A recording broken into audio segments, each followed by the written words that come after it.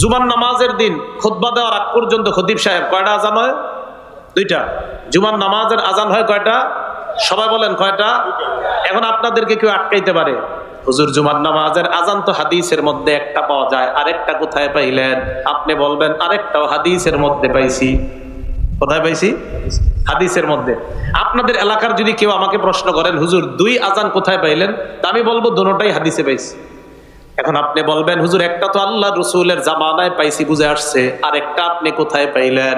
আমি জবাব দিলাম আরেকটা হযরত উসমান গনি রাদিয়াল্লাহু তাআলা আনহুর সুন্নাত। এবার আপনি আমাকে প্রশ্ন করলেন উসমান গনির সুন্নাত যে মানতে হবে এই ব্যাপারে দলিল আছে কিনা? আমি বললাম হ্যাঁ আছে। এবার আপনি বললেন কোথায় আছে, সহিহ হাদিস আছে কিনা? স্লোগানটার নাম কি? আমি বললাম হ্যাঁ সহিহ হাদিসের মধ্যে আছে। এখন তো আপনি অবাক, কি কয়? এবার আপনি আমার কাছে জানতে চাইলেন কোথায়? আমি বললাম ইবনে মাজার 42 নাম্বার সহিহ হাদিসের মধ্যে আছে। ইবনে মাজার 42 নাম্বার সহিহ হাদিসের মধ্যে আছে। আল্লাহ নবী বললেন তোমরা আমার সুন্নাত ধরো। তাহলে আমার সুন্নাত ধরার মধ্যে এক আজান পাইলাম, এক আজান পেয়ে গেলাম, আমার সুন্নাত ধরো। এবার আরেক আজান কোন সাহাবার নাম কইছি বলেন সবাই?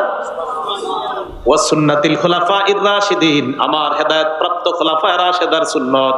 বলেন তো চার খলিফার মধ্যে হযরতে ওসমান গনি আছে কিনা? তাহলে হযরত ওসমান গনির সুন্নাত ধরার কথাও আল্লাহ নবী বলছেন কিনা? এই তো তো পান নাই কোথায়? তাহলে এক আজান নবীর সুন্নত, আরেক আজান ওসমান গনির সুন্নত। ওসমান গনিরটা মানতে হবে দলিল, বলবেন নবীরটাও মানতে হবে, ওসমান গনিরটা মানতে হবে। এক হাদিসে এই দলিল আছে। কোন হাদিস? ইবনে মাজার 42 নাম্বার হাদিস, প্রথম অংশ আলাইকুম বিসুন্নতি, আমার সুন্নত আঁকড়ে ধরো। তাহলে এক আজান নবীর সুন্নতে পাইলা। ওয়া সুন্নাতিল খুলাফা, আমার হেদায়েত প্রাপ্ত খুলাফায়ে রাশিদার সুন্নত আঁকড়ে ধরো। দ্বিতীয় আরেকটা আজান পাইলাম হযরত ওসমান গনির সুন্নত। আর ওসমান গনি চার খলিফার একজন, নবী বলছে তাদের সুন্নত এই বাড়ির দাঁত দিয়ে, যেই দাঁত দিয়ে তোমরা হাড্ডি চাবায়া খাও, ওই হাড্ডি যেই দাঁত দিয়ে তোমরা চাবাও, ওই দাঁত দিয়ে আমার সুন্নত আর আমার ওই সাহাবাদের সুন্নত আঁকড়ে ধরো। আজান কি জায়েজ নাকি বিদআত নাকি সুন্নাত? জি, জুমার দিনে দুই আজান দেওয়া সুন্নাত। কি? থামেন, এখনো সামনে যায়নি। জুমার দিনে দুই আজান দেওয়া কি সুন্নাত? বলেন কি সুন্নাত? কেন? রাসূল সাল্লাল্লাহু আলাইহি ওয়াসাল্লাম বলেছেন আলাইকুম বিসুন্নতি ওয়া সুন্নাতিল খুলাফায়ে রাশিদিন আল মাহদিয়িন, আমার সুন্নাত মানো আর চার খলিফার সুন্নাত। এই চার খলিফাকে কে বলতে পারে? আবু বকর, ওমর, ওসমান, আলী রাদিয়াল্লাহু তাআলা আনহুম। এই চারজন কি খলিফা? দুই আযান চালু করেছে কে? রাসূল সাল্লাল্লাহু আলাইহি ওয়াসাল্লাম বললেন আমার সুন্নাত মানো, এই সাহাবীদের সুন্নাতও।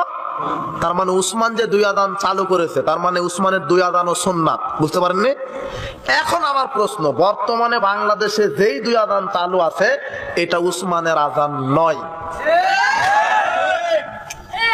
তোমার হুজুরকে চ্যালেঞ্জ, তোমার হুজুরের হুজুর, তার হুজুর, তার হুজুর, তার হুজুরকে চ্যালেঞ্জ যে বর্তমানে বাংলাদেশে যেই দুই আযান চালু আছে এই আযানের সাথে উসমান রাদিয়াল্লাহু তাআলা, উসমান রাদিয়াল্লাহু আনহুর আযানের 5 পয়সা কোনো সম্পর্ক নেই।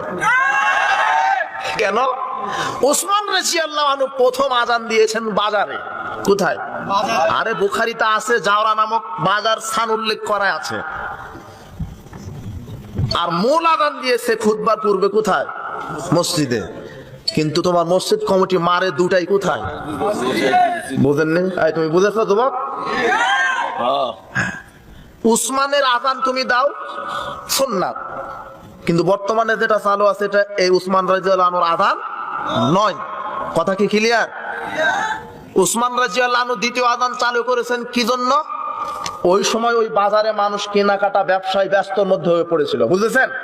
এই কারণে বললেন আগে বাজারে গিয়ে একটা আযান দিয়ে আসো, আহ্বান করে আসো, যাতে তারা বুঝতে পারে এখন সালাতের সময় কি হয়ে গেছে। এই জন্য বাজারে গিয়ে একটি আযান চালু করেছেন। তো এখনো তো বাজার আছে নাই? বাজারে তো মানুষ ভিড় জমায়, তাই না? তার মানে দ্বিতীয় আযান যদি চালু করতে চান গিয়ে দিতে হবে কোথায়? আর এখন ওটারও প্রয়োজন নাই। কেন?